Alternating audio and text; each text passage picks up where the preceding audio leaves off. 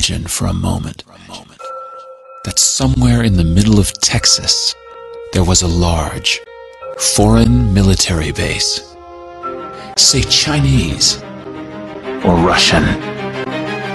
Imagine that thousands of armed foreign troops were constantly patrolling American streets in military vehicles.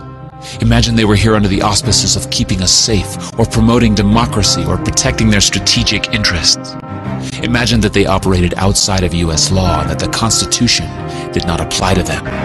Imagine that every now and then they made mistakes or acted on bad information and accidentally killed or terrorized innocent Americans, including women and children, most of the time with little or no repercussions or consequences.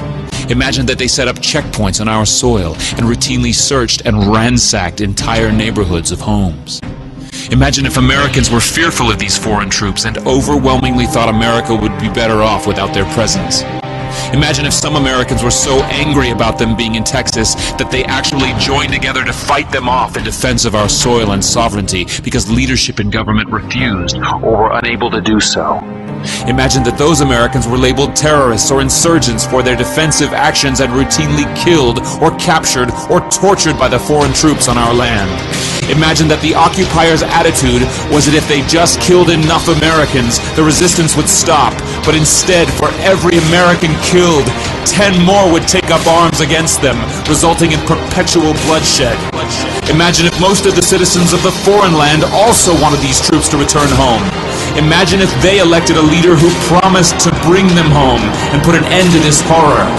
Imagine if that leader changed his mind once he took office. The reality is that our military presence on foreign soil is as offensive to the people that live there as armed Chinese troops would be if they were stationed in Texas.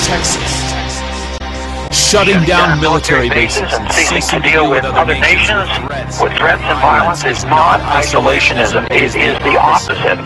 Opening ourselves up to friendship, honest trade, and diplomacy is the foreign policy of peace and prosperity.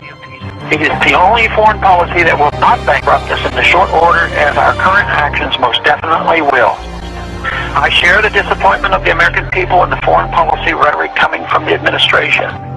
The sad thing is, our foreign policy will change eventually, as Rome's did, when all budgetary and monetary tricks to fund it are exhausted.